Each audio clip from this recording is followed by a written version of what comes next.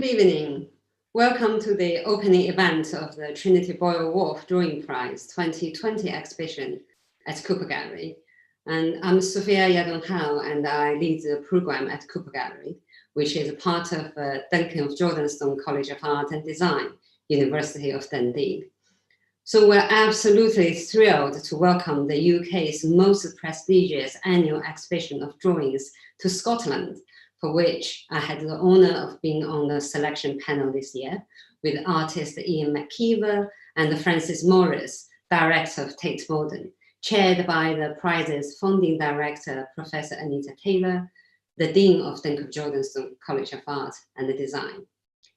Known for resolutely promoting and celebrating contemporary drawing practice, the Trinity Buoy Wharf Drawing Prize champions the role and the value of drawing as a vital means of communication and expression. Inflected with its grassroots beginnings, the prize creates amazing opportunities for artists and brings together a community to celebrate drawing in all its rich diversity and possibility. Traversing materiality and sensuality, immediacy and intimacy, philosophies and reveries, drawing endlessly attests and bears witness to moments of becoming that are always incomplete and passing. So immersed in this rich potential, the works included in the exhibition this year, as well as the practice of each of our speakers this evening, inhabits drawing as a voice, gesture, and attitude to the world. So it is wonderful that we are joined by our friends and colleagues this evening to celebrate the opening of this exhibition and to have the opportunity to hear firsthand the agency and affects of drawing in the practices of our speakers. So now I shall sketch out the proceedings of this evening. So to begin, Professor Anita Taylor will share a brief history of the Drawing Prize with a glimpse into the exhibition at Cooper Gallery, filmed while it was being freshly and handsomely installed. That's why you might see some tapes still around the frames of the works. And then we will have short presentations by our distinguished speakers, followed by a panel discussion with questions from our audience. So now here is Anita at the Trinity Buoy Wharf Drawing Prize 2020 exhibition at Cooper Gallery.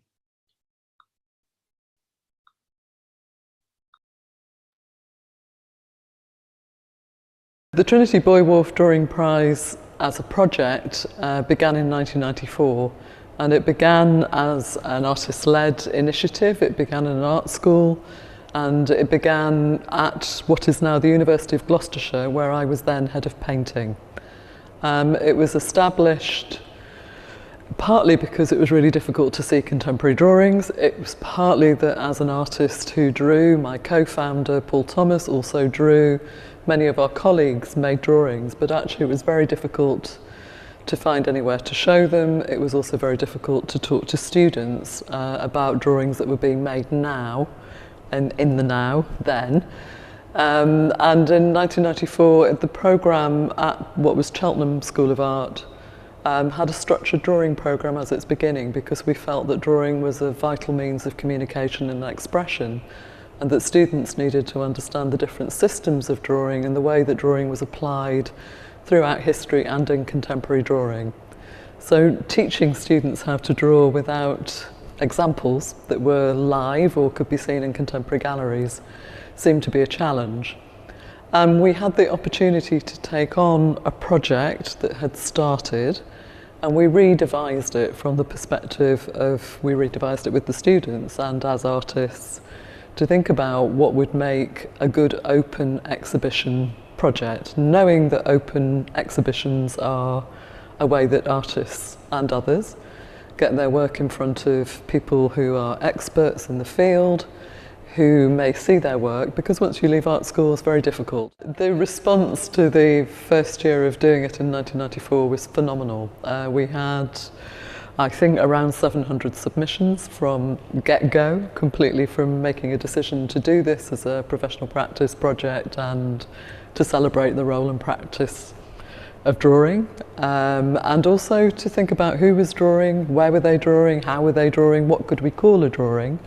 And actually that inquiry of what was drawing sits around the whole project, because we have slippery definitions, and again, teaching drawing, having a vocabulary, having a discourse, having reference to what drawing could be was really important. It's run since 1996 on a cycle where we do a call for entry early in the year, in the calendar year. We have all the work in submitted by June, July, so it's selected. We've always used the resources of art schools until the last 3 years, so we've used the studios to select in, and we've used that summer period to see all the work, to give students paid work experience, for them to gain academic credit from working on it, and to go see the whole process as witnesses, observers, participants. So they'll be learning about arts administration, technical handling, how people frame works, what people think about drawing,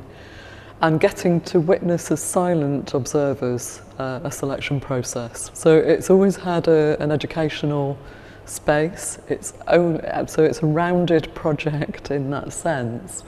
And we've worked with phenomenal selectors. The selection process is really important for us.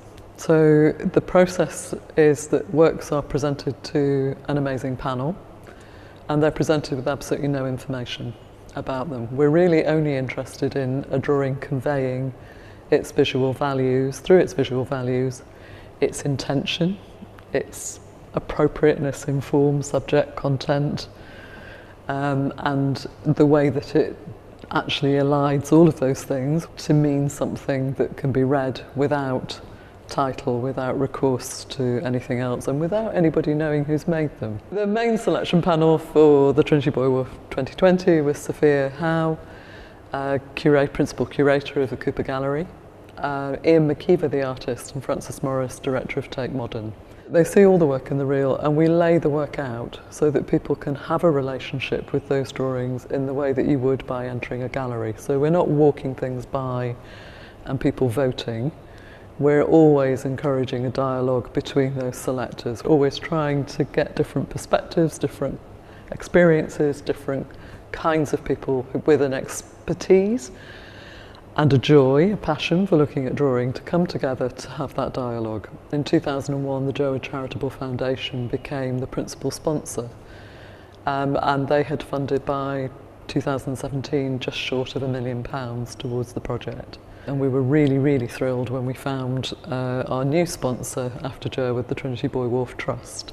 So 2020 is a really special year for the project. It's the 25th annual exhibition, so continuously consecutive annual shows. It's the third year of fantastic funding from our new sponsors, Trinity Buoy Wharf Trust.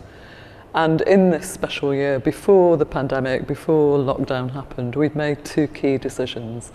And one was to return to an international submission. In the year of Brexit, it seemed even more important to have no barriers, to think about where people were drawing. I mean, drawing's a universal language. It's something that we use across cultures, across borders, across different domains in art and design and beyond.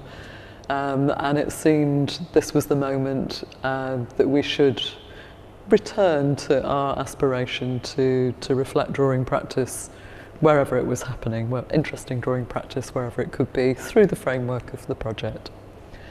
The other brilliant thing that happened with Trinity Buoy Wharf Trust is the trust works with Urban Space Management, who operate Trinity Buoy Wharf Trust. And Eric Reynolds, who heads up Urban Space Management, is an incredible, passionate supporter of drawing, and he's really interested in the role of working drawings. So when we first became supported by the Trinity Buoy Wharf Trust, a working drawing award was introduced. And we'd run it for 2 years, and we felt this was the year also to give it more profile.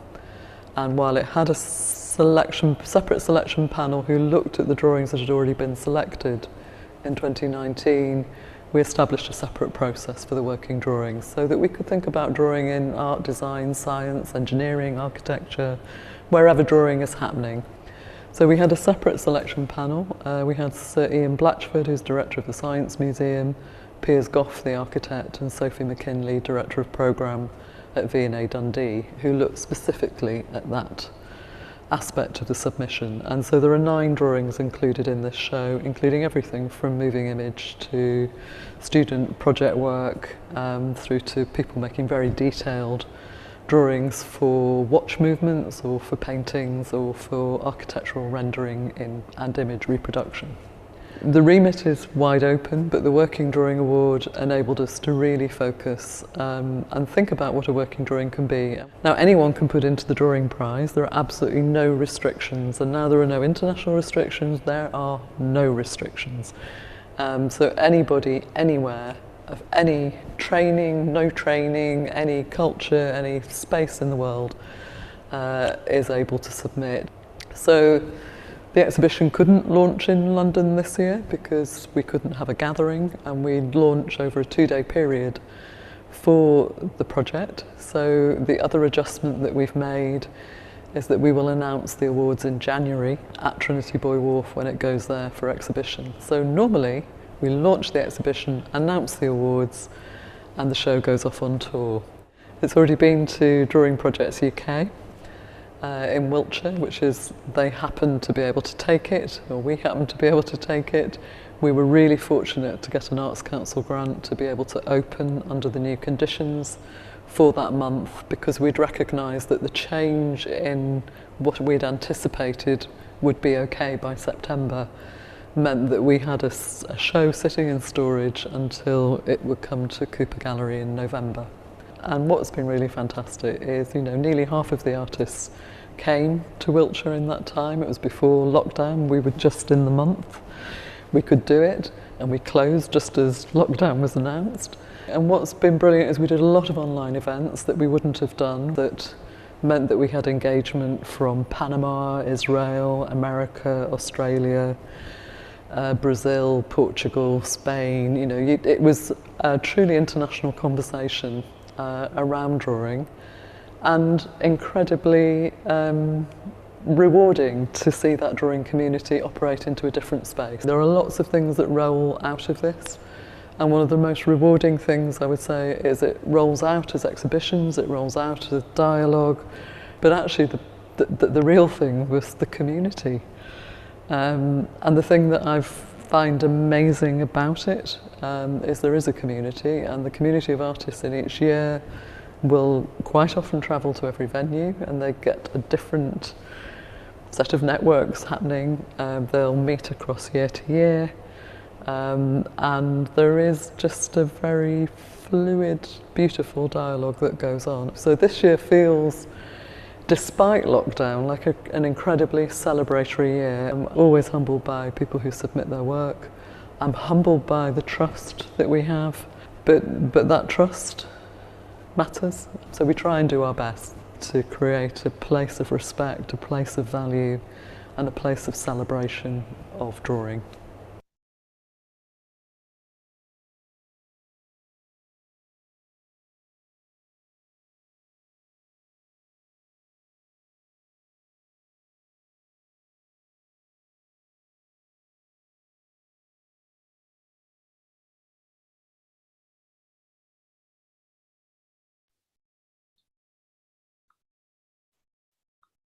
That's fascinating to hear such an illustrious history of the drawing prize. And I hope you're also enjoying the quick peek into the exhibition. So we will now move on to the panel discussion.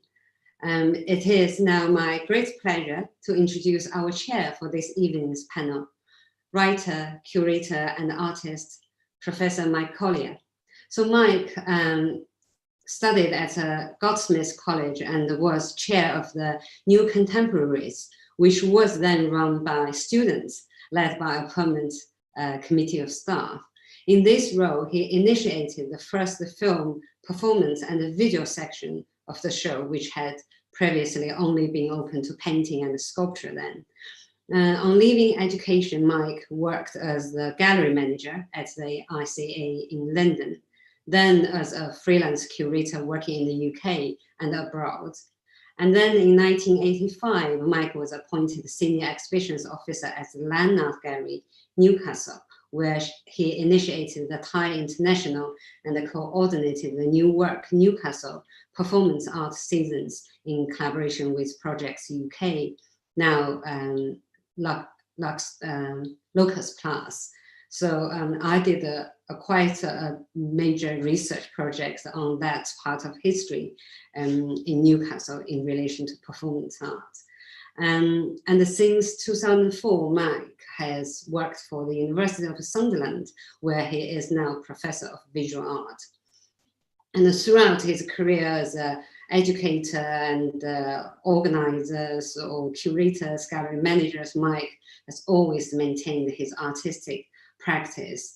And Mike has worked with the Trinity Buoy Wharf Drawing Prize on a number of occasions and chaired the Drawing Prize exhibitions panel discussion last year. And Mike's interest in drawing is fundamental. And I quote from his text, how do we as humans use our bodies to draw through gesture that has its roots in a direct link to the earth we live on, to a more than human world. And before I hand your screens over to Mike, and a quick reminder, please send your responses and questions via the chat box on the right of your screen. And you will also need to sign on to YouTube in order to be able to post in the chat box. Now, Mike, and the floor is yours. Thank you very much, Sophia. And also Anita, thank you so much for that really interesting run through the show and the history of the show. Your inclusive advocacy of drawing is an inspiration, I think, and you've supported so many artists, young and old, over the years. It's been brilliant. My job is firstly to introduce the speakers here. I'm really looking forward to this. We've got 4 fantastic talks to come. I had a really great time earlier on this afternoon when we did our dry run, just chatting about what we were going to do. So some great content here, I think. And then, as Sophia said, please do, as the talks are going through, please do put into chat any questions that you've got, so that when we have our discussion, it will be both between the panel and also I'll be able to field questions that you guys are also submitting online as well. Okay, so if I can firstly introduce Tania Kovats, Professor Tania Kovats, recently appointed Professor of Drawing and Making at DJCAD University, just about 3 or 4 months, 6 months ago, Tania, was it? Something like that. Tanya's an artist whose work explores how culture negotiates the way in which we connect to the natural world. Her practice embraces sculpture, drawing and writing, often working in the public realm. Recently, this has focused on the element of water as the connective element in the landscape. And Tania explores the psychological and poetic, as well as activating water to provide a route to explore critical environmental and socio-political questions, really important in our current age of climate emergency. Tania's research and advocacy for drawing has resulted in 2 publications: the Drawing Book, a survey of drawing, the primary means of expression, and Drawing Water, drawing is the mechanism of exploration, which consisted of drawings thematically linked by the sea. And I have to say, from a personal point of view, that's been a real source of inspiration for me over a good number of years now since it was published. It's one of my treasured books, as it happens. More recently, Tania has been developing programs of drawing combined with meditation practices that consider drawing as a tool of well-being, and I suspect there may be something of that in this talk. Tania describes herself as an advocate for drawing as a specific and unique discipline and a form of expression with its own discrete discourse that renders thought visible and external. I celebrate the democratic nature of drawing, Tania says, its unique horizontal quality that describes a link through the thoughts and visualizations of scientists, engineers, sculptors, designers, performers, children, architects, surgeons, the list, says Tanya, is endless. And some of her work in Scotland includes Rivers at Jutland, at Jupiter Artland, Oceans, 2014 show at Food Market Gallery, which many of you may have seen, and Well, a public drinking water fountain commissioned by Design Exhibition Scotland. So over to you, Tanya, and I'm really looking forward to this. Thank you. Evening, everyone, and thank you, Mike, for that lovely introduction. I'm just going to try and get some technology to work here, and I'm going to share some recent drawings. Oh, there I am. Okay, nope.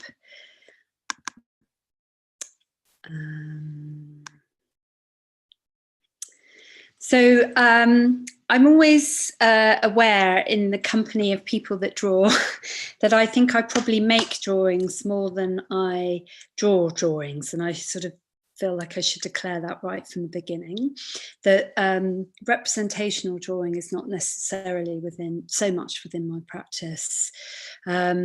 So my background is in sculpture, and I think that there's a constant kind of dialogue and interface between how I make and how I draw. These are the two drawing publications that Mike referred to, because I also, as well as making drawings, I enjoy spending time looking at the drawings of others. And again, not necessarily just the drawings of artists. You know, drawing is a kind of closely related to how we think, how we communicate, how we make sense of the world, how we dream. So I'm constantly kind of looking to examine the drawings of others, and I've had opportunities to publish on that, most recently thematically linked by the sea. This is a drawing that was included in my first drawing publication, and it's a page from Darwin's notebook, and I think for me is the perfect illustration of the relationship between drawing and thinking. It's the first time he visualized his theory of evolution, which is possibly one of the biggest ideas we've ever come up with for helping make sense of who we are and where we came from. And this was the trigger for a piece of work that I completed in 2009 to celebrate the Charles Darwin bicentenary, which was a commission from the Natural History Museum in London. And I took a 200-year-old oak tree, the same age as Darwin, and effectively turned this vast three-dimensional object, living thing, into a drawing of itself by taking a very thin 4-meter slice through the length of the tree, through the branches, through the stem and into the trunk. And that slice was then inserted into the ceiling. And it's the museum's largest botanical specimen, as well as being this Darwinian tribute. If Darwin managed to describe his theory of evolution in a simple branching form, coral or tree form, I have had a search to try and find a drawing that represents our climate crisis as kind of eloquently. This particular drawing by Professor Tim Lenton of a feedback loop might be as close as I've got so far, but I'm still looking. A lot of the drawing I make refers to landscape. All my work refers to landscape one way or another. But I don't necessarily draw landscape, but I do refer to maps repeatedly. So kind of looking at conventions of cartography, trying to disrupt some of the certainties around cartography as well. So this is a set of drawings called All the Islands of All the Seas. And it's the kind of drawn work that accompanied this water collection work. So drawing water in a different way, where I collected water with the help of a network of seawater collectors from around the world to make this work, All the Seas. So the drawings are traced from the atlas. The atlas is kind of quite an important source book for me. Mapping is as close as I get to drawing landscape a lot of the time, but onto various layers of translucent mylar paper. So the islands lose their kind of cartographic security and start to dissolve and float over each other a bit like cataracts or ink blots. This is all the islands of the Arctic Circle. There are many of these series. So sometimes when I start a drawing series, there are rules. There are kind of rules and conditions that I set up for myself and then decide to chart all the islands of a particular body of water. Again, sometimes I use drawing processes as equivalents. So again, I think these are my drawings of the sea, where I've worked with ink and salt and blotting paper and allowed the tide to come in on these bits of paper and then the tide to go out. And these are the sort of crustaceans that are left at low tide.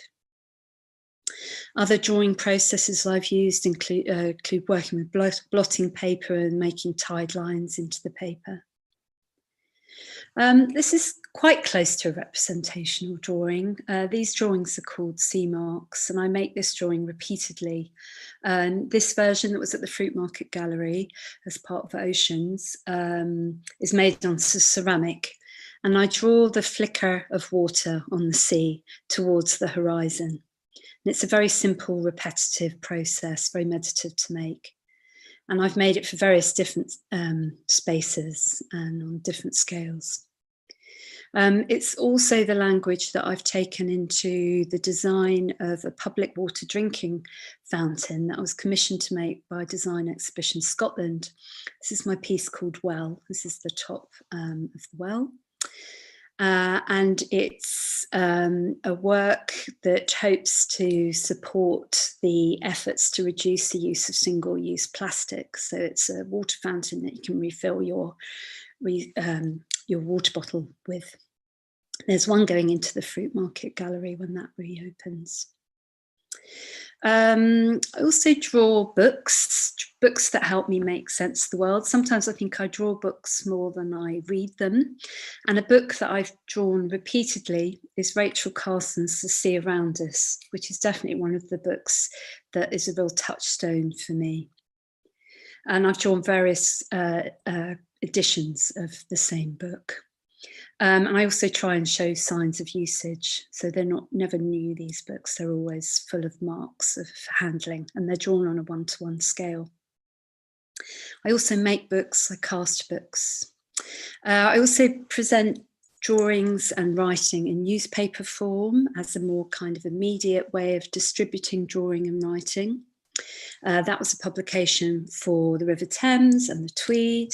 This is a recent show that accompanied that Tweed newspaper of divers, sculptural divers. And I'm very interested in the relationship between drawing and meditation, and I've started kind of running a whole set of practices and workshops around that. And that's influenced some of the work that I've been doing in the studio myself, working with kind of drawings made from internal observation of my spine. I'm going to zoom through some drawings that show how I need drawing to problem solve for me as well, working in the public realm, commissions, working with film and animation. These are some recent drawings that I've been doing during lockdown. So this is a piece that I've just installed that I needed to generate all sorts of other types of mode of drawing to communicate that to my commissioner. I've also been drawing on the atlas again this time, so rather from the atlas, these sea stain drawings are drawing onto the atlas, showing how the land stains the sea. There's a new set of drawings collated into a wetland publication for the London Wetland Centre. And I'm part of an ecology drawing group based in New Zealand that's prompted a whole new set of drawings where I'm looking at a particularly damaged coastal landscape. And these are the most recent drawings that I've been making, which are combining my yoga practice with my drawing practice. So printing in the studio, doing sun salutations onto large canvases. And Mike's popped up, which means I have to finish. So this is the last image. These are these overprinted, it's 100 sun salutations printed onto canvas. So that was all I wanted to share with you. A quick run through the many ways I use drawings in my practice. It has to do various jobs for me. It has to make sense of the world. It has to communicate to others things that I want to make well in advance of them existing. Drawings that are just a kind of something against nothing. And drawing has been invaluable to me during lockdown to kind of assert that kind of presence. Oh, thanks so much, Tanya. That was fabulous. Quite a few things there to maybe explore during the discussion as well. I love this thing where you say you make drawings rather than draw drawings. I'm going to maybe tease that out a bit further, actually. I thought that was really interesting. And I love the way that the process is so important, that drawings are done by the environment or done by other people. There's a collaborative element to not just you with you and people, but you and the world as well. I thought that was lovely. That was a really nice thought. Thank you. So next, we're going to hear from Hardeep Pandhal. Hey. Hi, Hardeep. Hi, you're right. Yeah, thank you. Hardeep lives and works in Glasgow, so not too far from. Well, I suppose about 3 hours from Dundee. Yeah, around about. Something like that, isn't it? Yeah. I think. Yeah. Hardeep received a Leverhulme scholarship to complete his MFA program at the Glasgow School of Art in 2013, and recent solo shows include. By the way, I love your titles. They're like works of art in themselves. I don't think artists pay enough attention to titles sometimes. Confessions of a Thug, Pacchiavelli at the Tramway, Glasgow. Paranoid Picnic, the Phantom BAME or BAME, and at the New Art Exchange in Primary. That's a double show, isn't it? At two venues, one at New Art Exchange and one at Primary in Nottingham. And Self-Loathing Flash Mob at the Kelvin Hall, Glasgow International in 2018. Hardeep's newly commissioned work, and I hope I pronounced this correctly, Hardeep, Ensorcelled English, is that right? Yeah, Ensorcelled English, which is about 13 and a half minutes long. And we're going to put a link in the chat to this, reveals the mechanics of a cursed art school where inherited issues of racial and sexual representation emerge, reflecting the artist's wider interest in practices of interpretation in Western education. And these issues are carried over into the installation in the courtyard outside. Now, unfortunately, you can't visit the exhibition at the moment. But if I'm hoping that there's actually a link to this where there's outside, there's a suspended steel cage, which is marked by a custom heritage plaque. This is based partly on Hardeep's experience as both an art student and visiting art lecturer in the UK, and considers the structures upon which contemporary art schools are upheld, whilst contrasting both the emancipatory and stultifying effects of their workings. And writing this year in Art Monthly, Jamie Sutcliffe said of Hardeep's work, increasingly the animated works of Glasgow-based artist Hardeep Pandhal have come to include both visual and lexical allusions to the technical processes underlying their own creation, incorporating animatic motifs into an acerbic decolonial vocabulary that disrupts cultural assumptions concerning the performance of heritage, and in particular, those enacted by the expectant institutional framings of his own work. I like that idea of reflecting this back onto yourself as well. So, Hardeep, over to you. Great, thank you for the introduction. I'm just going to get my presentation sorted. Bear with me.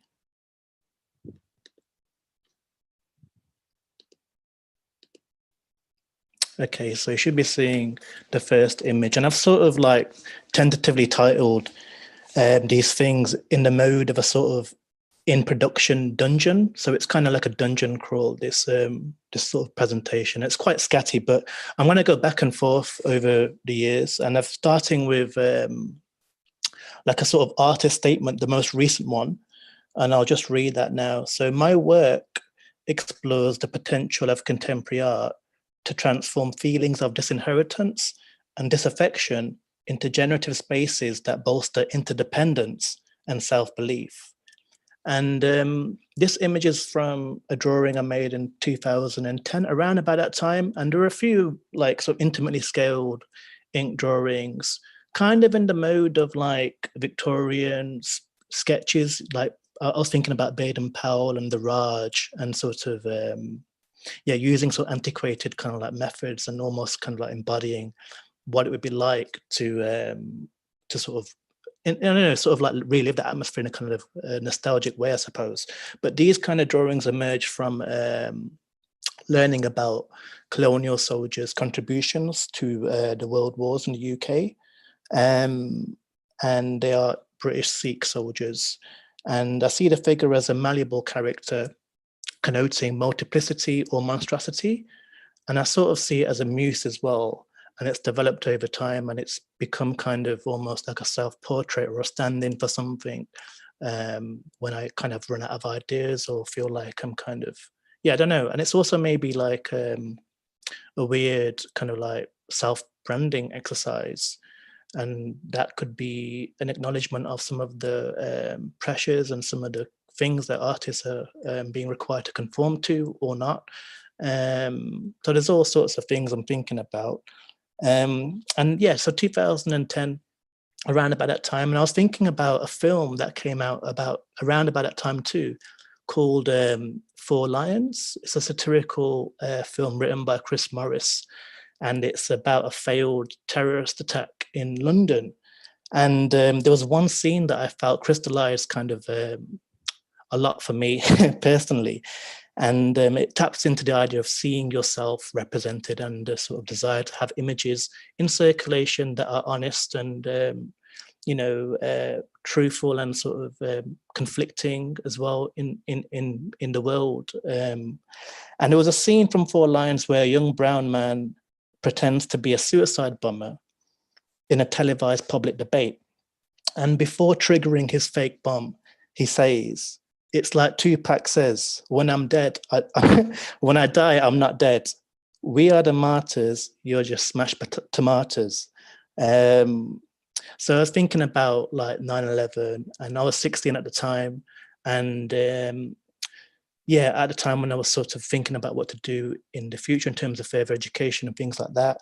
And I suppose Orientalism by Edward Said was probably the book that shifted my ideas. And I came across that when I was about 20 years old.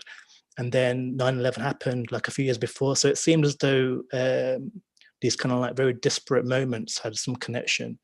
And then the knowledge of the Sikh soldiers and war and all this stuff seemed to kind of like make sense. I'm not Muslim, but I can pass as one. I should point that out. I'm thinking about sort of oversimplifications of racialized and gendered histories. And I invoke, in this instance, sort of like kind of a masculinity, a kind of maybe, for want of a better phrase, that's sort of toxic or kind of like a sad masculinity to undercut it in some respects. I also think about like the family and the art school and sort of the different, how they can appear as like different worlds as well. And that will come into focus as I talk. Just to say, there's a few, so this drawing kind of indicates like how the soldier character is kind of used. And this is more recent for an art fair called Freeze. And in the card, it says, although this artwork is not for sale, it may be reincarnated for money. So there's a sense of like maybe being antagonistic towards the structures that that are supporting me. And that's just to kind of retain an element of like some kind of soul, because I don't really feel that I kind of want, I don't know, sometimes I have a sort of like conflicting attitude towards the commercialization of art, I suppose. And then surrounding this image, there are sort of annotations, textual annotations about monstrosity. So the opposite of a monster is a catalogue. Simultaneous tea is monstrous. What a joy to be a parasite instead of a host. Asked to be everything. Creating monsters is an act of faith and indescribable type. this drawing from that sort of series at that time, 2018, I believe, references a kind of like online debate called Race Veil, and also known as the Great Cultural Appropriation Debate of Doom. And it was on LiveJournal. And it was initiated by authors and readers and fans of fantasy fiction. And there was a public sort of hoorah around writing characters beyond one subjectivity. So one of the pieces was called I Didn't Dream of Dragons, and that's kind of in the bubble there. And also, if we can have werewolves, we can have Black people. And there's reference to sort of colorblind casting as well. I'm actually colorblind, and that's something that I kind of want to sort of throw in there as well. So fiction and like writing beyond one subjectivity and accounting for, I suppose like with fantasy, if it's make-believe, why does it have to also reflect kind of issues or like social inequalities that we experience today? Just going to go through some images in reference to steampunk aesthetics, so colonial sort of like cosplay and sort of, romanticism. There's Tupac in a drawing that was originally a Hogarth print called Bathos, and I like the word Bathos because I feel like there is a pathetic tone to what I do. Examples of installations and wall drawings and seeing these characters emerge again, and interactive sort of like sculptures that reference head in the hole things that you see in the seaside. And this one also actually kind of indicates animation, which is what I also do. So you have a character transforming, the bearded character transforming into a sort of a character, a female character basically, and there's a in between sort of a thing there, like an image. And then there are works that I do with my mom, and we share like a language barrier, and she knits and I do embroidery work. And the phrase "is it" is an Urdu word, I believe, and it means pride or honor. And there's a lot of like shame and sort of issues of sort of pride in South Asian culture, which kind of like it does spill over into second and third generations and can sort of inhibit one's kind of like aspirations and tastes and sort of, I suppose, like wanting to go to art school and what that means and stuff like that. And these are sort of like embroidered sort of things that I did as well. And I quite liked how they are deformed and quite grotesque and sort of, I suppose, quite visceral in a sense, but there's a sort of softness that is implied by the work of the textiles. And more recently, animation works. These are stills, and I'm doing the animation myself using a digital Wacom tablet. This is actually reference to the work at CCA Goldsmiths now about the Cursed Art School. And there's rap music in there, and I did the lyrics, and there's an instructional lyric video. Here's the cage that was mentioned by Mike, and a heritage plaque, which is in the school as well, or in the gallery rather, which is connected to the school. And here's a close-up of the plaque, which is a play on interpretation and sort of heritage too. So I'm just going to leave it there and do a brief reading of some lyrics that I've got in relation to the Soldier series, actually, from 2018. And so it goes, martial race's pedigree, my face between the Queen's knees, POV beneath me, now doubt the Queen's virginity, crown jewels gleaming, on my head beaming, prostrating daily in a temple, giving you a clear view to my arsehole for the encore. Take a shit, talking shit, take a guided tour with Mrs. Hardcore. Bread to lure the Queen to bed with a towel on my head, bread to take shots to the head. Martial race's pedigree, put it on my CV, wave it round publicly. Personality is so bubbly. So I'll leave it at there. Thanks, Hardeep. Thank you. Just out of curiosity, was that plan A or plan B? That was like half a plan A and half a plan B. Let me explain. When we were chatting beforehand, Hardeep said he had two possible endings to his talk, where he wouldn't say what they were or which one he was going to use. So thank you. That was really interesting. I love this sense of a dungeon crawl. In fact, you kind of look like you're in one, Hardeep, Yeah, there as well. Loads of interesting stuff there, and I like the way you ended up with the rap as well. Fascinated by the fact that you're colorblind. I had no idea, actually. Yeah. Okay, loads to talk about later on. We probably need to move on quite quickly. Kate, can I introduce next Kate Davis? Hi. Hi, Kate. Hi there. Kate also lives and works in Glasgow, and so I'm told is just but a stone's throw from where Hardeep was just delivering his talk as well. Yes. Your work in drawing, moving image, printmaking, installation, and bookworks questions how to bear witness to the complexities of the past. Reconsidering what certain histories could look, sound, and feel like, this has often involved responding to the aesthetic and political ambiguities of historical artworks and their reception. Kate's recent solo exhibitions include Charity in Lux, London, Nudes Never Wear Glasses at Stills, Edinburgh, The Unswept Floor, Dunedin Public Art Gallery in New Zealand, which is, are you from New Zealand?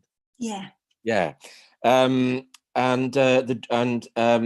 Just the Perfect Moments, the Drawing Room in London, 8 Blocks or a Field, the Temporary Gallery Cologne, and Peace at Last, the Gallery of Modern Art in Glasgow. And Kate says about drawing, I work across a range of mediums, but drawing is vital to my art practice. From labor-intensive and large-scale photorealist drawings to more instinctive and experimental approaches.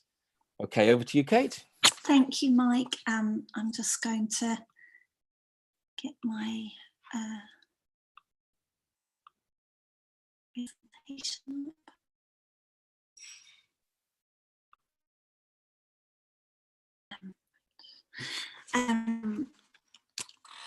I use drawing as a question mark. I'm going to talk about one older work and what I'm currently working on to explain what I mean by that. Some of my previous works have used drawing to contest art historical representations of the female body. Drawing became a way to enter into a new conversation with these canonical works, which were primarily made by celebrated male artists at a time when female voices were largely absent from the conversation.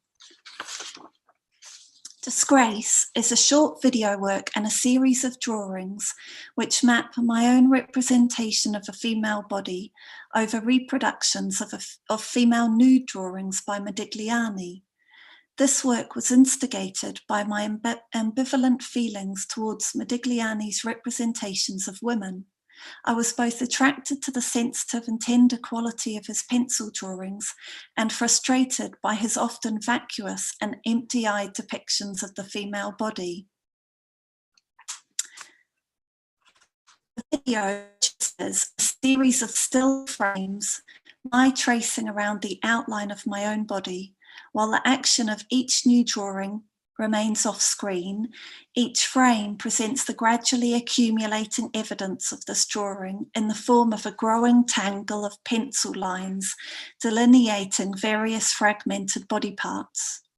Disgrace seeks to offer another kind of articulation of a female body through drawing, one which is confused, chaotic, and spills over its edges. I wanted these drawings to disrupt Modigliani's lines so that it becomes difficult to perceive where the two bodies begin and end. A body of work titled Floor, F-L-A-W, inspired in part by this Roman mosaic, the unswept floor, depicting the strewn remnants from a banquet. I'm taking the notion of the unswept floor, the neglect of domestic labour, positively as a feminist approach to make work, and have been making drawings of the dust, dirt, crumbs, etc. from our kitchen floor or the grease on our hob. So abandoning housework to be able to make artwork. Following Virginia Woolf's mantra of killing the angel, the figure of the woman as angelic caregiver, unpaid cleaner, etc. To quote from Virginia Woolf's exceptional 1931 lecture, Professions for Women, just going to read you 2 sections from it. And while I was writing this review, I discovered that if I were going to review books, I should need to do battle with a certain phantom. And the phantom was a woman. And when I came to know her better, I called her after the heroine of a famous poem, The Angel in the House. It was she who used to come between me and my paper when I was writing reviews. It was she who bothered me and wasted my time and so tormented me that at last I killed her. You, who have come of a younger and happier generation, may not have heard of her. You may not know what I mean by the angel in the house. I will describe her as shortly as I can. She was intensely sympathetic. She was immensely charming. She was utterly unselfish. She excelled in the difficult arts of family life. She sacrificed herself daily. If there was chicken, she took the leg.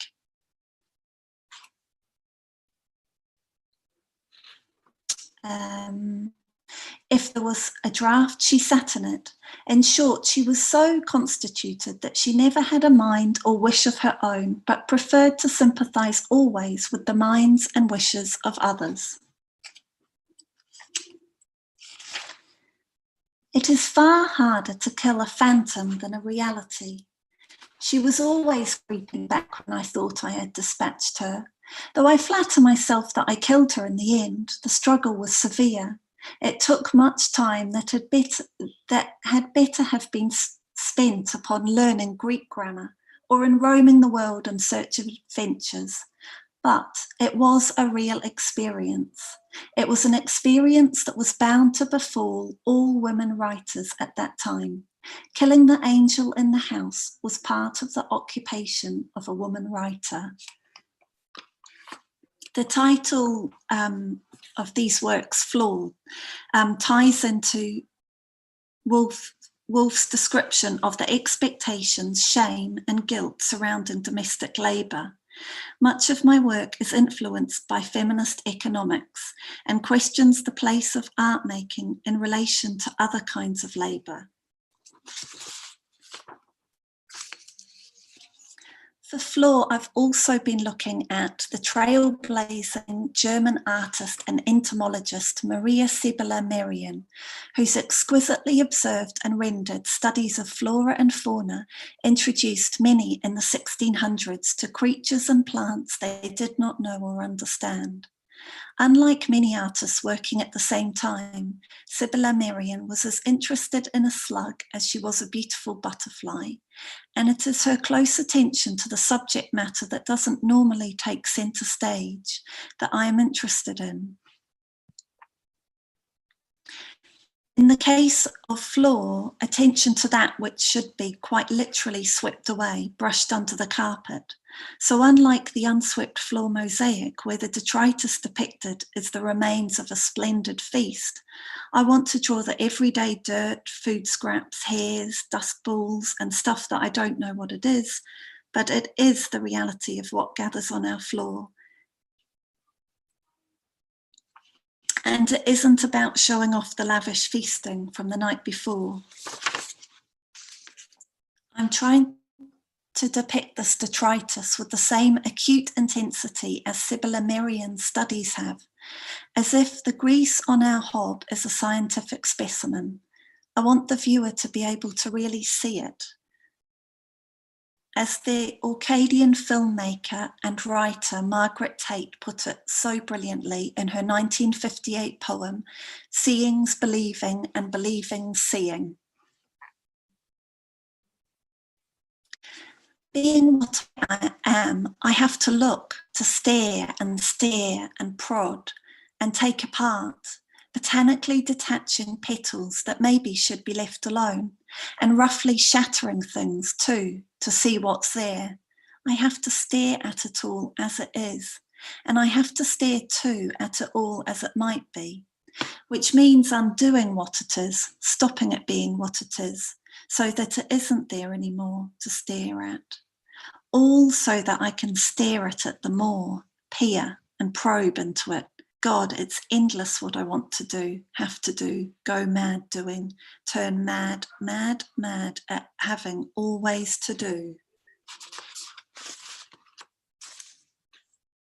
When I first started these works, I began drawing on good quality art paper, and I felt it wasn't working and made the drawings feel too precious and a bit dead.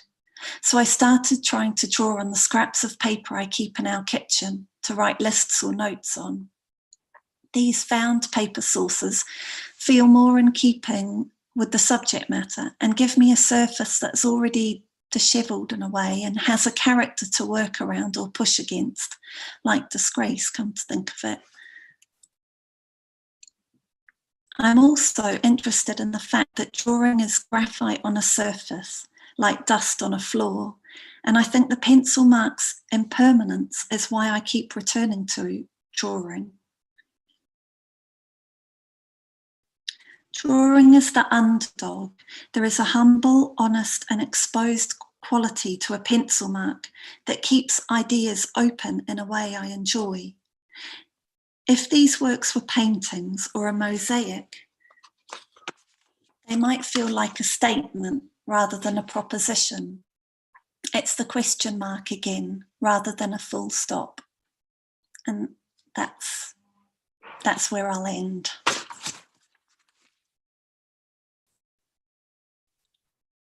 That's great. Thank you, Kate. And nicely on time as well. I hadn't turned my screen on. Thank you.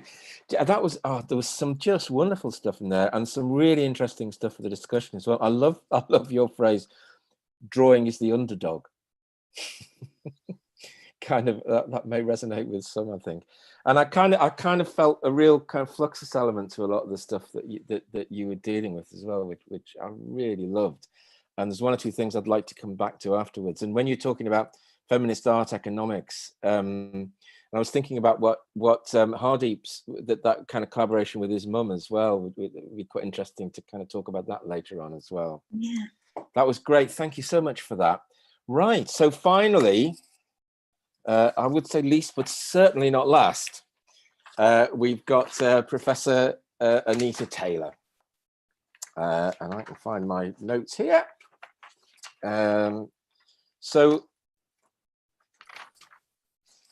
Anita is, Anita's an artist, curator, and educator, and is currently, as I think you heard earlier, is currently the Dean of Duncan Jordanstone College of Art and Design for how long? About a year, Anita? Oh, 11 months. 11 months, right, okay. No, 12, 13, sorry, a year and 1. 13 months, okay. And I'll skip through the first part of this quite quickly because I think this was brought up in that lovely film of Anita. But Anita founded the Trinity Buoy Wharf Prize, but originally it was the Jerwood Drawing Prize. And as you say, prior to that, it had its own germination there. And also established Drawing Projects UK in 2009. And I don't know if this is the first time this news has been made public, but you're about to launch Drawing Projects 2 Dundee. We're hoping to. Our planning permission is in, so we wait Fingers with bated crossed. breath. That's really exciting news as well. As someone who's involved in Drawing Projects UK down in Trowbridge, I think that's just such exciting news for Dundee. Anita's got extensive teaching and research and review experience in the UK and internationally, and has held many academic leadership roles in the UK and abroad. However, and I think this is really important, we're going to be privileged this evening to hear her talk about her own work and drawing practice. Now, I was involved peripherally in a show of Anita's 3 years ago, and at the time I wrote the following. I wrote that Anita's powerful drawings are emotionally deep and complex, as well as being immensely skillful and expressive. There's a fine balance between the confident gesture of her hand and the uncertainty and doubt about who we are that those drawings of Anita's expresses. And I think we're going to see quite a few of them, it will be great. So Anita has shown her work widely in the UK and abroad, including at the V&A, the Jerwood Gallery and the Drawing Gallery in London, and the Global Centre for Drawing in Melbourne, and the Drawing Room in Sydney. Her work is held in many public collections, including the V&A Museum and the Jerwood Foundation. Anita has also curated many exhibitions of drawing, including Drawing Breath, which was London and an international tour. That was back in 2006, 8, I think. The Decade show. Decade, yes. And Drawn Together for the Jerwood Gallery in 2013 in association with the Drawing Prize. But also you've organised solo exhibitions and presentations by, amongst others, Barbara Walker. I think you were one of the first to show Barbara Walker's work, weren't you? No, we were. The Barbara's story is that she won the Evelyn Williams Drawing Award within the Drawing Prize, and that is the award supports the development of a solo show, which was fabulous to work with her. That was a fabulous exhibition, and as well as obviously curating the exhibition program for drawing projects since 2015. And Anita's also the co-author of Drawing, which was published by Cassell, first published in 2003. I think has been republished, reprinted as well. And you've written articles for a range of national and international publications about drawing, both academically and more popular articles, including for The Guardian and The Observer. And you are a complete, advocate for drawing. Over to you, Anita. That's brilliant. Thank you, Mike. I'm hoping you can see the screen, and we'll go from there.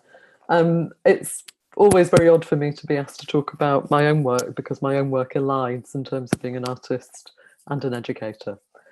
But the thing that ties all of that together is the question of how and why drawing matters. And that's been a constant for me. It matters to me personally hugely. I drew my way to and through my education, and it sits as the centre of my practice and career as an artist educator and curator. It's not a very private passion, and it starts in my studio as my preferred mode of inquiry and expression.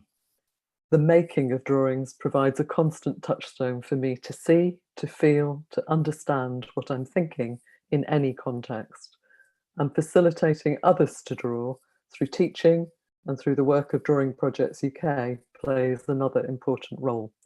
Observing personal transformation of others through drawing is both humbling and invigorating. Seeing drawings come to life, the vitality of their making, intention, and material utterance as their makers find a language and a framework for drawing practice is so rewarding, enabling others to share in this process and act, to learn and to find meaning through exploring individual inquiry within this wider community of practice is critical, as is discussing and advocating for the value of drawing as being intrinsic to expression, communication, and being, and a means by which well-being is enhanced and attention expanded. Since the 1980s, as part of my wider practice, I've been making large-scale drawings that explore the relationship of the female subject as the artist and model, with the acts of scrutiny, gaze, and feeling defined and embodied through the act of drawing. These drawings seek to identify and visualize the relationships between what is seen, what is felt, and what we expect to see, and they disclose an inherent paradox as the mind reveals the form it inhabits. The sequence of drawings question not just appearance, but the emotional or haptic sensation of being inside a skin or body that can only be seen or recognized by the self with the aid of the mirror. Necessarily responding to a reflection, an image already physically reduced to a flat plane, and the reversal of image in the mirror, the necessity of the glance up, down, across, scanning from paper to mirror, from flat plane to flat plane, the physical contortion undertaken in the acts of looking, glancing, reflecting, assimilating, and depicting, the complex examination of body or image of self. Subjectivity is inevitable, as the limitations that deny the looking and the seeing as others see you are foregrounded. As John Burgess stated, image making begins with interrogating appearances and making marks. Every artist discovers that drawing, when it is an urgent activity, is a two-way process. To draw is not only to measure and put down, it is also to receive. The interrogation through drawing then becomes the evidence of this temporal exchange, securing a glimpse of self, of inner understanding, and the external signs of appearance. This two-way exchange, an affirmation of presence and remembering of self. It's established through an objective dialogue as subject and of subject. It's from this point of attention and reflection that I navigate the world. Drawing enables us to realise our imaginations, to draw in and on the material world, and to explore what it is to be human. Drawing enables us to navigate the world literally. It sets a compass, it maps direction, it extends our scope of understanding through a lexicon of visual language and material thinking. And the lens of the drawn language provides a vital means to record, to document, and to digest the world in order to gain and share knowledge, insights, and understanding. The histories and practices of drawing are as extensive as the history of human cultures, and the act of drawing has always been a fundamental means to convey our experiences. Drawing is an innate and impulsive act. It enables communication at speed through the recognition of shared embodied thought processes. As viewers, we're able to locate the marks that record the trace of a thinking process of the maker through the acts of looking and seeing.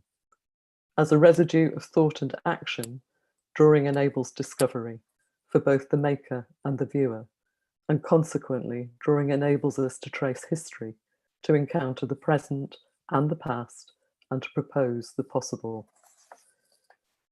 Drawing is active, it's material, it's practiced through making, doing, seeing, discussing, facilitating, enabling, exploring, and it's absolutely transformational. Drawing is for everyone. It's a curriculum essential. It really matters, and advocating for drawing matters too. So voicing drawing is really critical. Thank you. And that's me. Thank you, Anita. I was just writing. Sorry, I got caught. I was writing what you were saying there. I love that drawing is a two-way process, but then I was just writing in big capital letters. Drawing is active, material, enabling, exploring, and transformational. I think that's a great way to finish those set of really fantastic talks. Could I ask all the speakers now just to come back onto screen, please, and turn your mics on? And hopefully, I've also got some really interesting questions from the audience. And from those of you still listening that haven't sent in questions, please do, because I am getting them come through on the feed. So I'll ask them where I can. I thought I'd like to begin. I think Sophia, you're just going to do something brief now, and then there's a quote I want to use from Sophia as well. Are you there, Sophia? No, I think you will do the. I'll just go straight in. Okay. Well, what I'd like to do is, Sophia wrote a lovely little piece in the catalogue in the exhibition catalogue, and there's just one. Well, there's three sentences in this I'd like to quote before we begin our discussion, because it's very relevant. Sophia said, "No drawing stands alone. They are not solitary voices attending simply to their own creative urgency.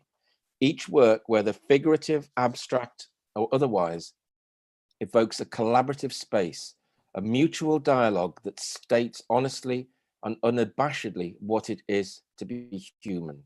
And that was written about the exhibition, but I think it kind of brings us neatly into our conversation, really, because hopefully this is a kind of collaborative conversation. I've got now, I will do my best. This is where multitasking comes in. I've got a phone here, and I've got a stream coming through of WhatsApp questions. So let's see what we've got. So I think possibly one, Penny Hay. Penny asked Tanya, but I think actually this could be a question to everyone. Ray, the way drawing is valued in schools, what can we do to ensure a creative, authentic approach? Penny said, so brilliantly exemplified by your work, Tanya, is prioritized either rather than a testing culture. If you want to answer that first, Tanya, and then maybe the rest of you could chip in with that, because I think it's a question that probably applies to you all. Hardeep, for instance, in your case, it might be quite, in relation to the way drawing and the idea of decolonizing our cultures within the art schools, you know, you might want to bring it in on that as well. Anyway, Tanya, do you want to kick off? Well, I would say that our visual literacy is important as our numeracy, or being able to read, or, you know, how we can kind of make sense of things through visual communication is really important, and certainly massively under threat in education. And you know, you see the consequences of drawing kind of being less part of activity for young people, even as they arrive at art school, even when they're specializing in art. Just their kind of vocabulary of drawing is kind of shrinking in different ways. And it's also that it was interesting that you said that you tend to draw books rather than read them as well, in relation to what you were saying. I thought quite like that, actually. And you got those lovely drawings of those very important Rachel Carson, of that really crucial Rachel Carson book. Sorry, I interrupted you anyway. Yeah, and I mean, I suppose it is drawing in a very wide definition of the sense as well. I mean, you know, representational drawing is what we kind of associate when we're as drawing when we're much younger. But, you know, when we're younger than that, it's just any kind of art we can make. And I think the spirit of that should be kind of built into education much more. And there are lots that's not just my theory or idea. You know, there's a lot of people that have made really kind of detailed studies on actually what that does in terms of kind of development of your brain, if you kind of have a visual articulacy and can think through drawing. Yeah, Hardeep, how would you respond to that as somebody who's come through the art school system relatively recently as well, and presumably through schools? Sorry, what was the question? Right, the question was, let me just go back. Making it more appealing. The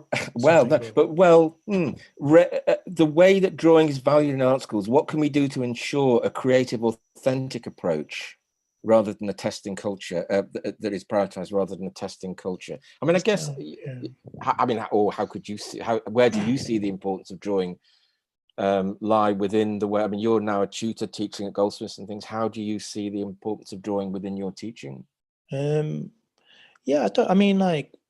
suppose my entry point to drawing was at, you know, school as a young person, and it was encouraged at school. But I know that art as a, you know, career is another question, and there are social barriers and sort of perceptions of it being kind of a treacherous, you know, sort of perilous career, because there's no financial reward for it, and that's kind of justified logically speaking. But that's also a big problem in terms of, you know, that could be curbed rather by you know, policy, I suppose. But yeah, drawing as a testing, I don't understand what the testing culture refers to. Oh, I think what that's meant, I think, is to do with assessment. Oh, okay, yeah. Well, I mean, if you go to art school, you shouldn't really worry about what grade you get. It's just a form. It's just it doesn't matter. Like, they're gonna pass. They're not gonna get rid of you because they need the money. So it's like, you know, that's, and it's like, put you on the spot, Anita. No, Hardeep, you're absolutely true from that point. I mean, I'm often saying to the students, don't worry about your grades, but of course they do. Of course they do. But I mean, it is really difficult. I mean, if you want to do a PhD, or, you know, if you want to sort of pursue that career path, then maybe having the, you know, the skills to write and and like read books and not draw them, maybe. Then maybe that's what you need to do. But grades and assessment, that's, as far as I'm aware, it's a fairly recent thing, and I don't think art schools were always like that, but they weren't set up to be like that. So I can vouch for that. I'm old enough to vouch for that, Hardeep. I've got to, Kate, would you like to comment on that as well? Well, I agree with all that's been said. I don't know if I have what can we do to ensure an authentic? Protect, nurture, enthuse. I suppose just from my experience in Glasgow, I have seen departments at the art school close, specialist departments. So, and I think that's a really sad thing. So I suppose I feel it's important to protect what we have, and I think drawings are a really important part of all art school education, irrespective of what you're what you're studying, whether it's architecture or design or so. Yeah, I think maybe it's a time in education where these things have to be fought for. Well, one of the interesting things that's cropped up in other discussions, Kate, that we've had is the fact that there was an assumption that drawing. Do you remember we had this last year? I think there's an assumption that drawing, because it's now been apparently subsumed within the curriculum, that it's everywhere. There used to be drawing, there used to be courses on drawing. You used to be able to do a module on drawing, or indeed a degree in drawing. I think it's starting to come back, Anita, isn't it? But there was this assumption that they got rid of these courses or modules because it was absorbed into the curriculum. I'm not sure it was. I don't know how you guys feel about that. But maybe people younger than me should talk. I mean, what I wanted to say is, I mean, I've spent my career doing jobs in art schools that value drawing. But I think Penny's question might also be about the preparedness coming through school into art school, and the value of drawing for younger people, for people from naught to whatever. And I think, there is a real issue about the undervaluing of visual language and the capacity of drawing, which I think is equally as important as writing and verbal communication. I wrote the popular article I wrote for The Guardian was about it being a curriculum essential, and right, yeah. It's still circulating. It was one of the most read blogs of the year, and that's a long time ago now. There's a real passion for it, but how do we change things? And we've got to find a way to change things. I think we have a fantastic moment right now to question lots of things that we do that we thought were the norm. And I think one of the things that we've seen in lockdown, and we saw it by the number of submissions into the Drawing Prize, we've seen it proliferate in Zoom rooms and wherever, is actually how much people are drawing and how much people value drawing within their wider appreciation of culture and the arts that's really sort of become quite prevalent. But I think we need to move from a testing culture in any context, because actually you get to places on different timescales, on different journeys, and if you don't learn how to do the fail, whatever the fail is, and it's not about results necessarily, you don't actually break through anything. So we actually have to nurture risk, experimentation, the capacity to do without planning and thinking about it, and to really encourage the confidence to think through making and see what you're thinking by doing it. Yeah, drawing is just so fundamental to that whole process, isn't it? It's a slightly different, a very different question here for Hardeep, but a really interesting one actually. Do you mind, and I did think this when you were giving your presentation, do you mind the institution absorbing the critique, or do you think it's productive or not? Because you're within the institution, critiquing the institution as well. So the question is, is that a really, I assume, is that a really, kind of constructive rubbing up against the two things? How do you see that? I don't. That's from Jamie Donald. Okay, thanks, Jamie. But yeah, I think my what drives, I suppose, that feeling or that desire to do work in that mode is to be honest, I suppose, and to be frank, and because I suppose when I make things or think about making things, I'm trying to do it for I'm always thinking, oh, how would someone look at this time now in the future, and think, how would they make sense of what's going on? And so I really want to endorse and embrace sort of complexity and honesty and sort of conflicting things. So, and institutions support it. It's just surprising. I mean, it's not surprisingly, but it's not. I'm not saying institutions are bad inherently, but there's space within them, I think, to test things out and like really explore like free thinking as much as possible, really. There is a danger. There has been a danger over the last sort of 10 or so years of that space for critique and confrontational cultural approaches, that's sort of shrinking that space. So it's good to hear you say that. I think it was an interesting question. And Jamie also asked for Kate, really like the thought of pencil drawing as propositional open, but is that malleability or lack of assertion a tendency of the angel in the house? I might have to get you on there, Jamie, to explain that one. No, I think we know what that means. What do you think? I don't think that. I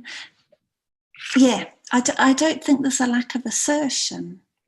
Where was that coming from? Can you remind me of the first bit, Mike? Sorry. Yeah, it said Jamie really liked the thought of pencil drawing as propositional, as open. Okay. But is it that malleable lack of assertion a tendency of the angel in the house? Malleable lack of assertion. Okay. So I was talking about that impermanence. So I can see how impermanence could be translated to malleability. I think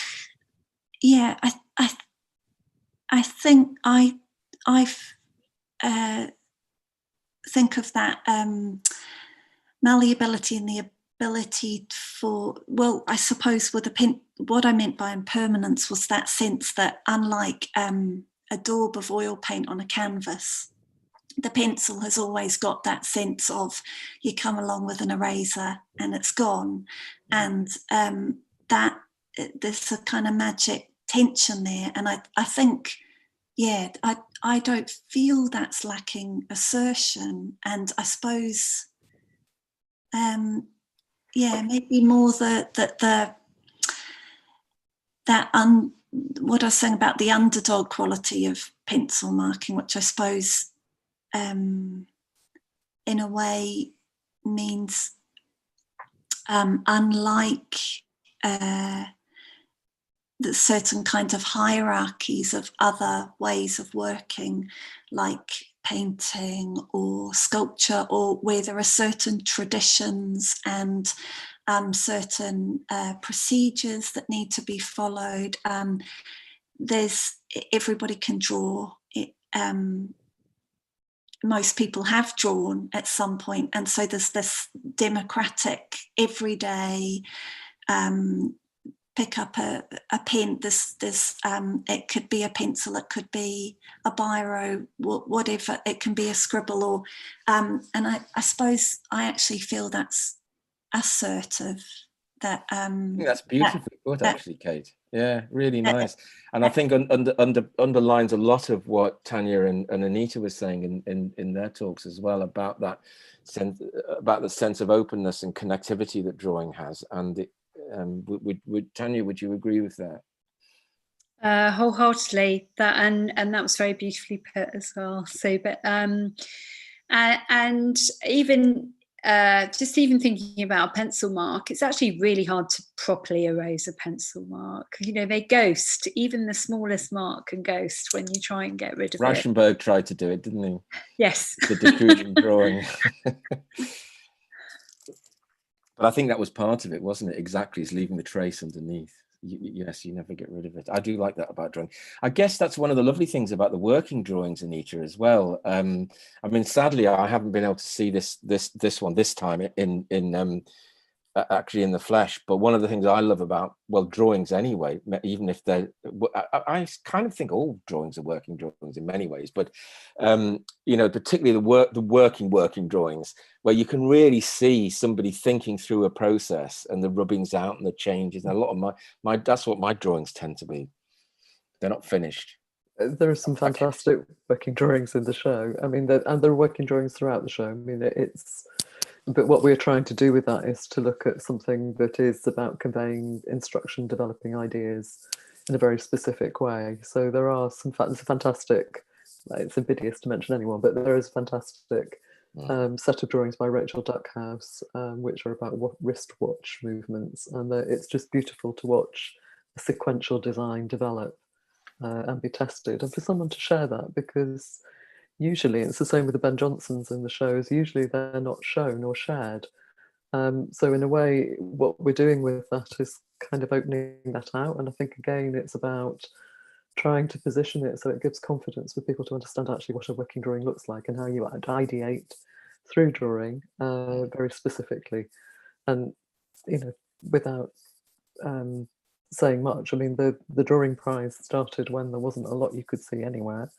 I know I said it in the video, but actually seeing things, because it's a tacit medium and we understand so much through material thinking, that you miss that in reproduction. You have absolutely you have an indicator of what it means, but actually seeing things in the real and how someone is thinking, watching the trace of their mark making, the trace of their thinking is really magical and fantastic. There's a question from Andrea Vlad here, which kind of might take us on from that, Anita. She asks, is the process of drawing yourself, did it have any kind of therapeutic healing and accepting or reconciliation with the fact that we are temporary, aging, ephemeral beings?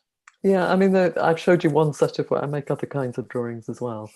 But I started drawing myself in the early 80s as a student, and I literally did draw my way through art school and whatever, but I would return to making these drawings. I don't make them all the time, but I've made them for 30 odd years now, which is quite terrifying.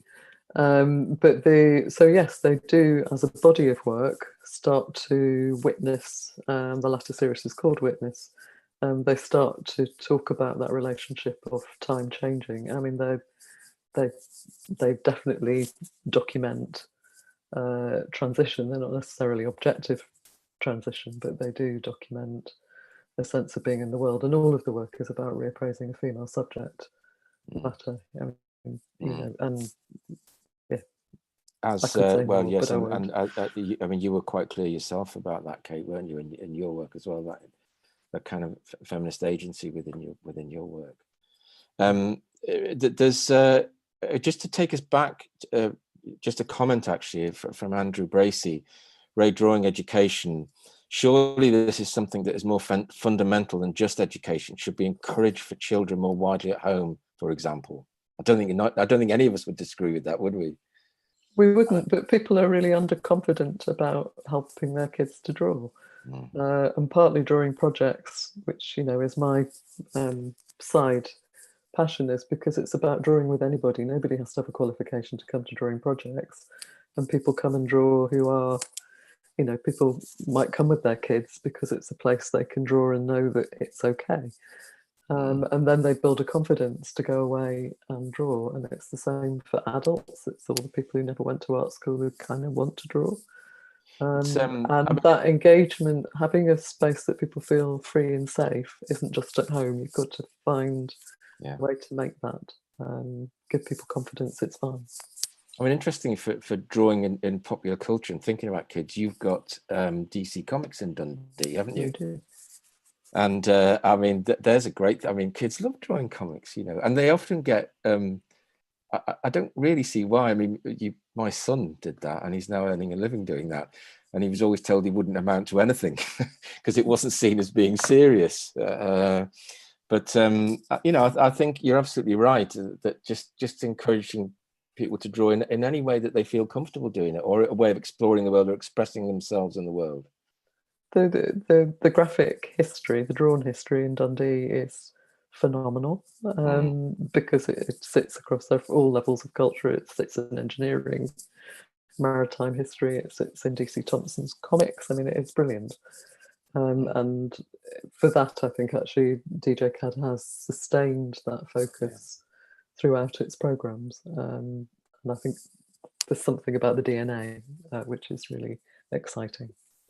Hardeep, is there in your work, though, because quite a few of those pieces, those installations are very cartoony, aren't they? I hope you don't mind me saying that, but they do seem to draw from that.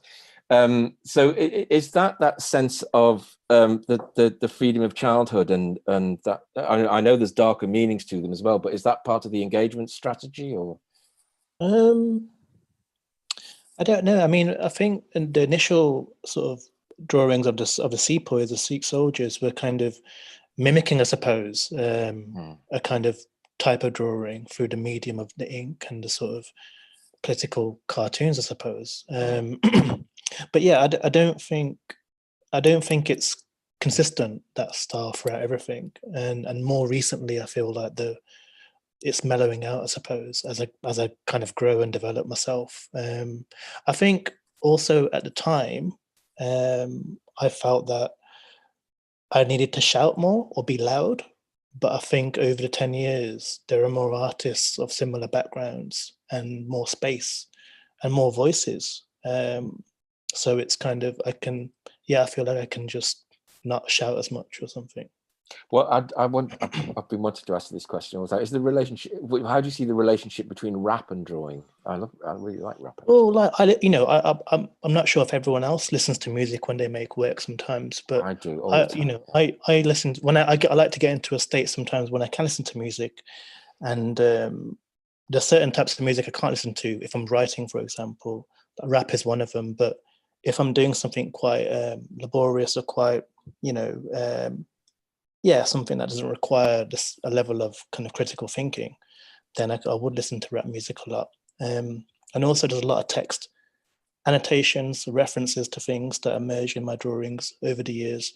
And I suppose it's like, what can you do in a gallery? And, I mean, rap isn't exactly an obscure medium. It's arguably the most popular music in the world. So exactly, it kind of feels like a really natural language as well, in the way that drawing is a natural kind of way of using your hand. That's what I was wondering, if you see the link between that.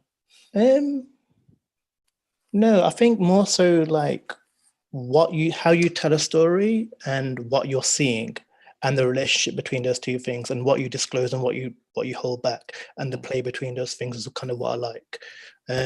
Also, I also like the copiousness of like English language. The vocabulary is extensive, and I think it can be quite pedantic and quite funny. And I like to sort of explore and make connections. And also I think it's about association. A lot of the drawings I do now look like mind maps, or have a diagrammatic quality, and this probably comes from the cartoons as well.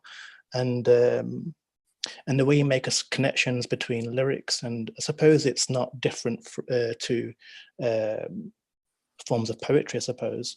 The way you make connections and associations is like what, in terms of making a project, an art, and I suppose the idea of associative thinking is quite big. It's a big part of like making exhibitions and making art. So, and then interpretation as well, and then all of this stuff. That's really interesting. I know we're kind of slightly over, but I'm still getting questions coming in, so you can tell me to stop, or I'll just carry on. Andrew Bracey asks, can the speakers maybe talk about the relationship? Let me just say one thing before I start that. There's a statement rather than a question from Ben Johnson. Every being is important. Every individual can make a mark. Every mark contributes to a civilized society. Yeah. I think that's very nice. Andrew Bracey, can speakers maybe talk about the relationship of drawing to the attentiveness looking and noticing. So also kind of, and that can apply. That doesn't just apply to so-called, as in your discussion, Tanya, you know, sort of so-called figurative drawing. In that attentiveness can apply to any way of drawing, can't it?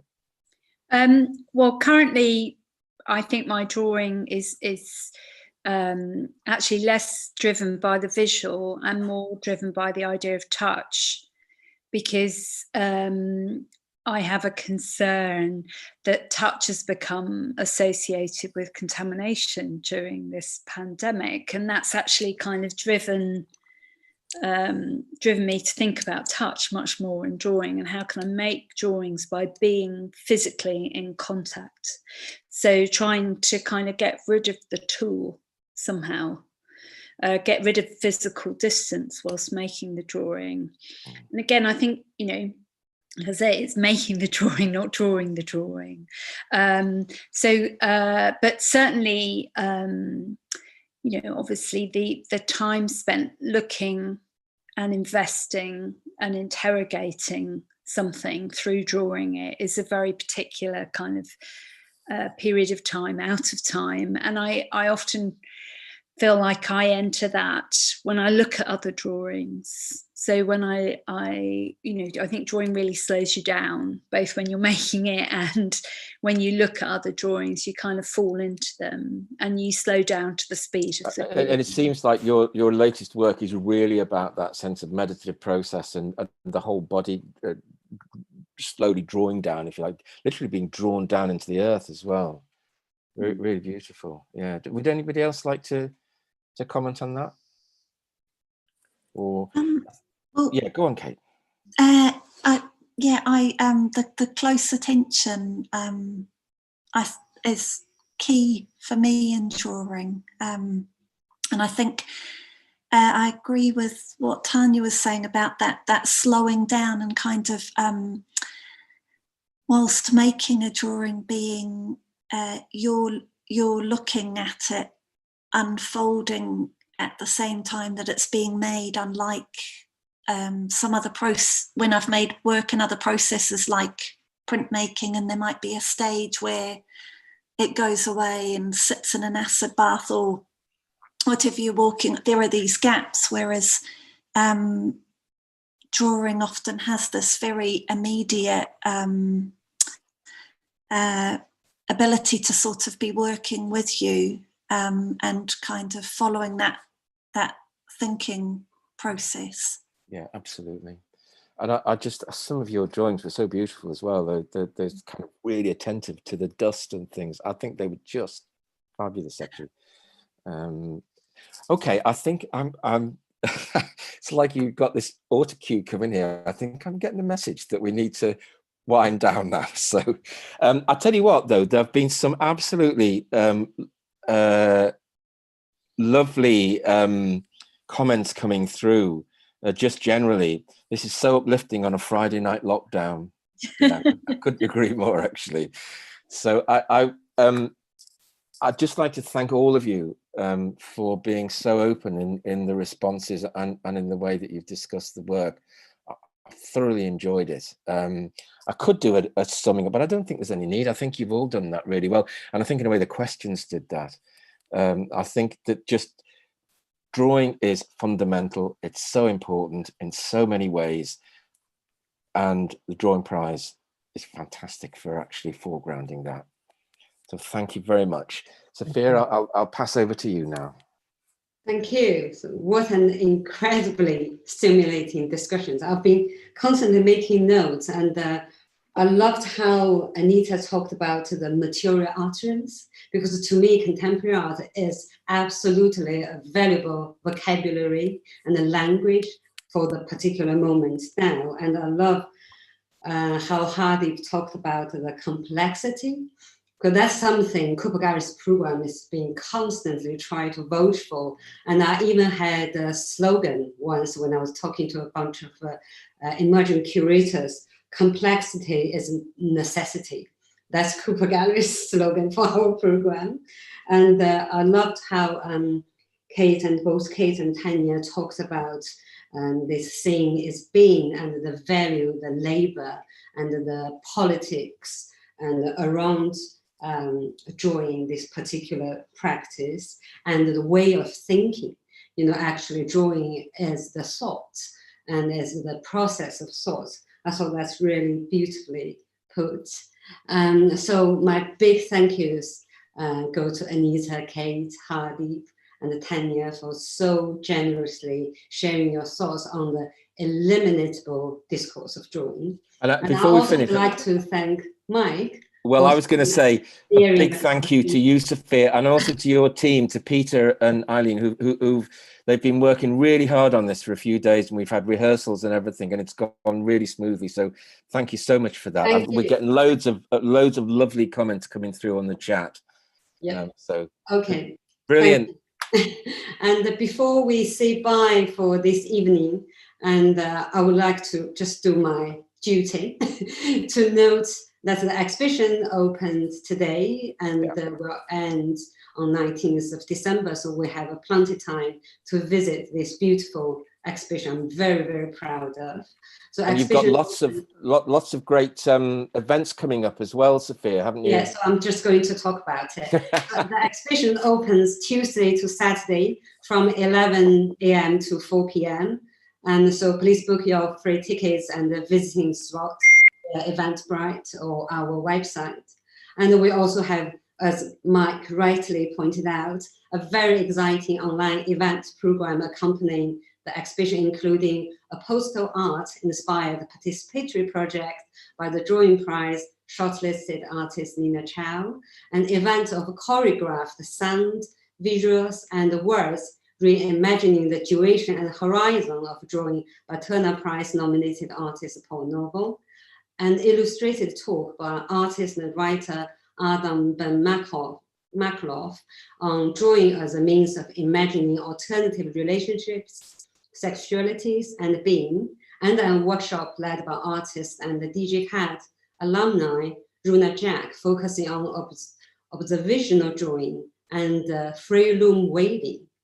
In addition, there will be a discussion focusing on the performance drawings of Alistair McLennan, curated by DJ Cat, Baxter Curatorial Fellow Judith Boulder, and a series of Monday in Conversations curated by Drawing is Free, starting next Monday at 5 p.m. featuring Tanya again.